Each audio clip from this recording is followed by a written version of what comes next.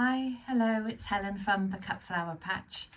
It's 3rd of September today, and at last the sun's decided to come out, so it looks like we're going to have a warm week ahead of us. Today I'm sowing 2 out of the 3 September seeds, and I'll explain in a minute why I'm only sowing 2 seeds today.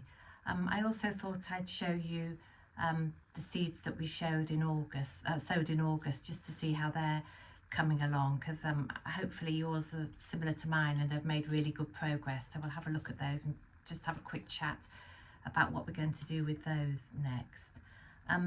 So as I say, we're sowing 2 out of the 3 seeds today. The one we're not going to sow is the larkspur.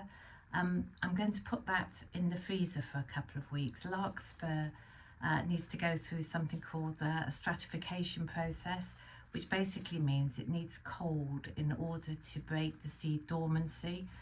Also, when we start to germinate the larkspur, it does germinate better in slightly cooler temperatures, and because it's quite warm at the moment, it's probably not a good time to sow those. So pop those in the freezer for now, and then we'll come back to those in a couple of weeks' time. But in the meantime, I'll get on with sowing the Nigella and Lavatera and talk those through as I sow them. Okay, so first off we'll sow our Lavatera. This is a variety called Mont Blanc, which is Lavatera is a large bushy plant which bears masses of, in this instance, huge white trumpet-shaped flowers. I had a lovely crop of Lavatera this year, and they're quite long stems, so they do look nice in a tall vase. So I'm very much looking forward to seeing these this year. The other thing it's worth thinking about when you're sowing your Lavatera is it does make a good border plant. So I put a couple in the border last year, and that was lovely. So it might be something you want to consider doing as well.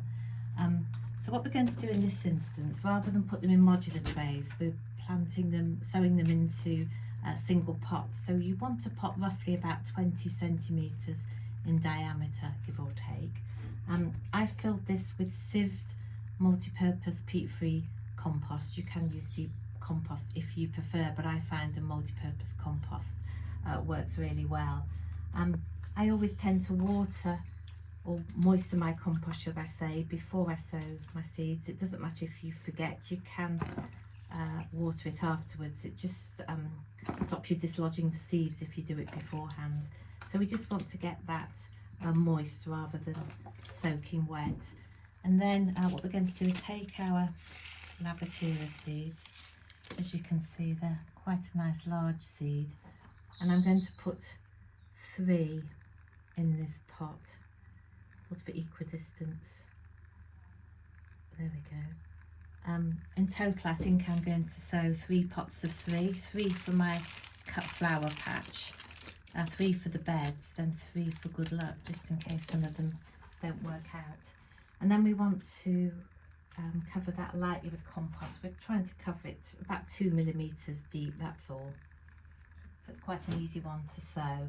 And last year I had a lot of success with this. They did sow very easily. They did germinate very quickly. Okay, so don't forget to put your label in. Common mistake to forget to do that, and you probably won't remember what's in there. Then I'm going to put this in a clear polythene bag and pop that on the kitchen windowsill. Then as soon as I see the first signs of germination, the polythene bag will come off and this will come down into the greenhouse, because at that point in the process we need to get some light and air into the system. As I say, if you don't have a greenhouse, there's lots of alternatives. You can use a polytunnel, a cold frame, a zippy greenhouse. There's loads of other alternatives. So I'll pop that on the kitchen windowsill, and now we'll go on to sow our Nigella. So here's our Nigella. I love Nigella. This variety has a large inky blue double flower. It's going to be beautiful, I think. Very good for pressing and drying, and also obviously it makes a really nice cut flower. I'm going to sow a whole tray of these. They don't take up a lot of space compared to some other cut flowers. Maybe need sort of 25 centimetre plot for each Nigella, so I am going to sow a full tray of these. They are easy to sow, so I might end up with more than I need, but I'm sure my neighbours will be happy to have some. So these are our Nigella seeds, sort of they're a dark brown blackish colour seed, and I'm going to sow them into one of these 24 modular cell trays. I do quite like these trays, as I said before, but you can sow them in a 48 cell tray, or you can just sow them in a flat tray with no individual compartments at all. It's entirely up to you.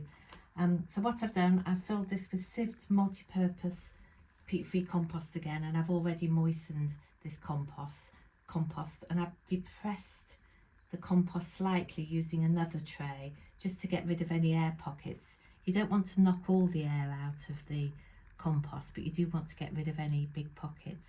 So I'm going to sprinkle maybe 3 or 4 seeds in each of these cells. You've got plenty in your kit, so you've got more than enough to do another sowing if you want to. I won't do all these now, but just to give you an idea. So we spread those onto the surface of the compost, and then again we're just going to sprinkle a little bit of compost on top of each of those. I just depress that slightly just to make sure the seed has made contact with the compost. And then of course we need to put our label in here when we've finished, which I won't do all that now, I'll finish that off later, but we're going to cover that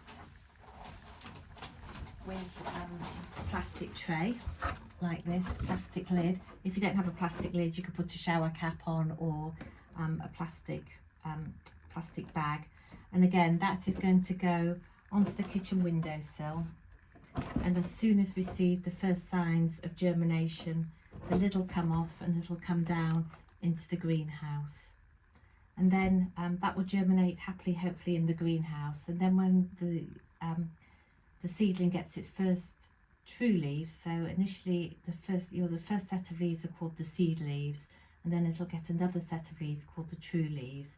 That's when we prick it out. And if you haven't pricked out before, there is a video on the Cut Flower website which shows you how to do that. Okay, so that's the 2 seeds we're sowing today, and then we'll come back to the larkspur in a couple of weeks' time.